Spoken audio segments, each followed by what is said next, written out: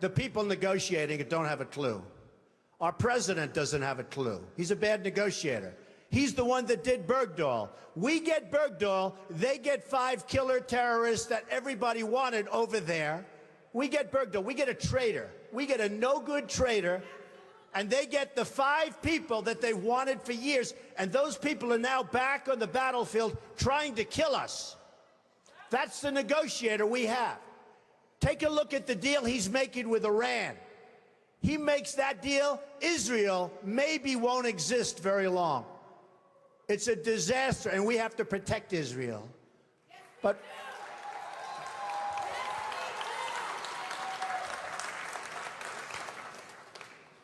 so we need people. I'm a free trader.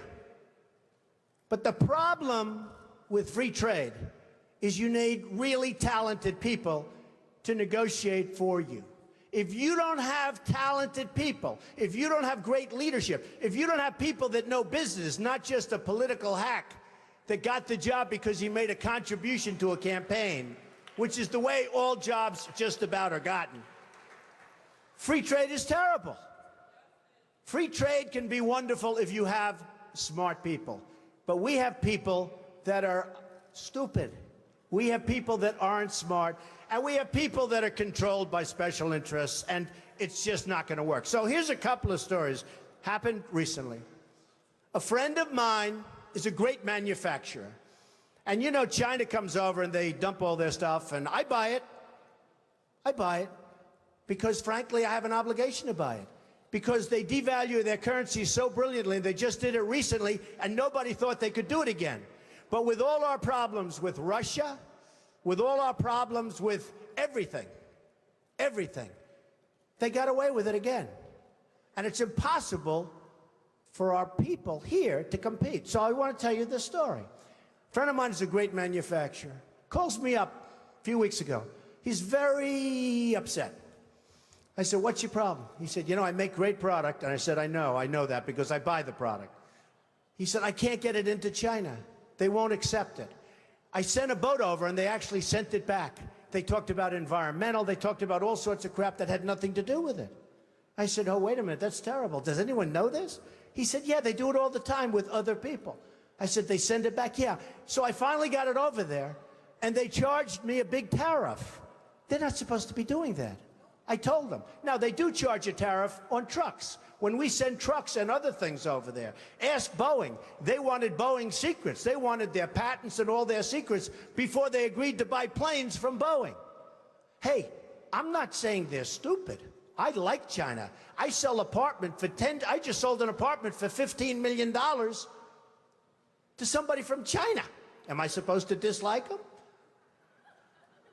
I own a big chunk of the Bank of America building in 1290 Avenue of the Americas that I got from China in a war. Very valuable. I love China. The biggest bank in the world is from China. You know where their United States headquarters is located? In this building, in Trump Tower. I love China. People say, oh, you don't like China. No, I love them.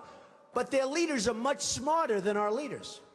And we can't sustain ourselves with that. There's too much. It's like take the New England Patriots and Tom Brady and have them play your high school football team. That's the difference between China's leaders and our leaders. They are ripping us. We are rebuilding China. We're rebuilding many countries. China, you go there now, roads, bridges, schools, you never saw anything like it. They have bridges that make the George Washington Bridge look like small potatoes. And they're all over the place. We have all the cards, but we don't know how to use them. We don't even know that we have the cards because our leaders don't understand the game. We could turn off that spigot by charging them tax until they behave properly. Now they're going militarily. They're building a military island in the middle of the South China Sea, a military island. Now, our country could never do that because we'd have to get environmental clearance. And the environmentalists wouldn't let our country. We would never build an ocean. They built it in about 1 year, this massive military port. They're building up their military to a point that is very scary. You have a problem with ISIS, you have a bigger problem with China. And in my opinion, the new China, believe it or not, in terms of trade, is Mexico. So this man tells me about the manufacturing. I say, that's a terrible story. I hate to hear it. But I have another one, Ford. So Mexico takes a company, car company, that was going to build in Tennessee, rips it out. Everybody thought the deal was dead. Reported in the Wall Street Journal recently. Everybody thought it was a done deal. It's going in, and that's going to be it, going into Tennessee. Great state, great people. All of a sudden, at the last moment, this big car manufacturer, foreign, announces they're not going to Tennessee. They're going to spend their $1 billion in Mexico instead. Not good. Now Ford announces a few weeks ago that Ford is going to build a $2.5 billion car and truck and parts manufacturing plant in Mexico. $2.5 billion. It's going to be one of the largest in the world. Ford, good company. So I announced that I'm running for president. I would, one of the early things I would do, probably before I even got in, and I wouldn't even use, you know, I know the smartest negotiators in the world. I know the good ones, I know the bad ones, I know the overrated ones. You got a lot of them that are overrated. They're not good, they think they are. They get good stories because the newspapers get buffaloed. But they're not good. But I know the best negotiators in the world. And I'd put them one for each country. Believe me, folks, we will do very, very well. Very, very well. But I wouldn't even waste my time with this one. I would call up the head of Ford, who I know, if I was president. I'd say, congratulations. I understand that you're building a nice $2.5 billion car factory in Mexico, and that you're going to take your cars and sell them to the United States, zero tax, just flow them across the border. And you say to yourself, how does that help us, right? How does that help us? Where is that good? It's not. So I'd say, congratulations, that's the good news. Let me give you the bad news. Every car and every truck and every part manufactured in this plant that comes across the border, we're going to charge you a 35% tax. Okay? And that tax is going to be paid simultaneously with the transaction. And that's it. Now, here's what's going to happen. If it's not me in the position, it's one of these politicians that we're running against. You know, the 400 people that we're already against. And here's what's going to happen. They're not so stupid. They know it's not a good thing. And they may even be upset by it.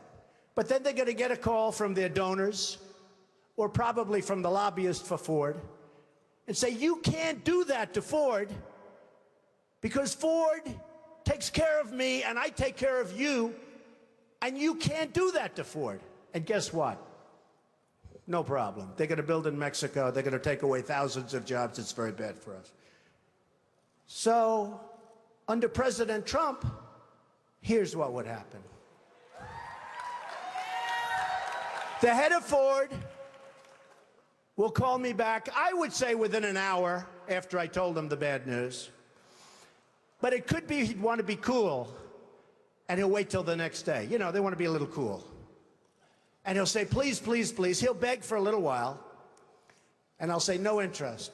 Then he'll call all sorts of political people, and I'll say, sorry, fellas, no interest, because I don't need anybody's money. It's nice. I don't need anybody's money. I'm using my own money. I'm not using the lobbyists. I'm not using donors. I don't care. I'm really rich. I'll show you that in a second. And by the way, I'm not even saying that in a braggadocio. That's the kind of mindset, that's the kind of thinking you need for this country. So, because we got to make the country rich, it sounds crass. Somebody said, oh, that's crass. It's not crass. We got 18 trillion in debt. We got nothing but problems. We got a military that needs equipment all over the place. We got nuclear weapons that are obsolete. We've got nothing. We got Social Security that's going to be destroyed if somebody like me doesn't bring money into the country. All these other people want to cut the hell out of it. I'm not going to cut it at all. I'm going to bring money in, and we're going to save it. But here's what's going to happen. After I'm called by 30 friends of mine who contributed to different campaigns, after I'm called by all of the special interests and by the donors and by the lobbyists, and they have zero chance at convincing me, zero. I'll get a call the next day from the head of Ford. He'll say, please reconsider. I'll say no. He'll say, Mr. President, we've decided to move the plant back to the United States. We're not going to build it in Mexico. That's it. They have no choice. They have no choice. Assets of $9 billion. So I said, no, that's the wrong number. That's the wrong number. Not assets. So they put together this. And before I say it, I have to say this. I made it the old-fashioned way. It's real estate. You know, it's real estate. It's labor, and it's unions good and some bad, and lots of people that aren't in unions, and it's all over the place, and building all over the world. And I have assets, big accounting firm, one of the most highly respected, $9,240 million. And I have liabilities of about 500. That's long-term debt, very low interest rates. In fact, one of the big banks came to me and said, Donald, you don't have enough borrowings. Could we loan you $4 billion? I said, I don't need it. I don't want it. And I've been there. I don't want it. But in 2 seconds, they give me whatever I wanted. So I have a total net worth, and now with the increase, it'll be well over $10 billion. But here, a total net worth of $8 billion. Net worth, not assets, not liability, a net worth. After all debt, after all expenses, the greatest assets, Trump Tower, 1290 Avenue of the Americas, Bank of America building in San Francisco, 40 Wall Street, sometimes referred to as the Trump building, right opposite the New York City, many other places, all over the world.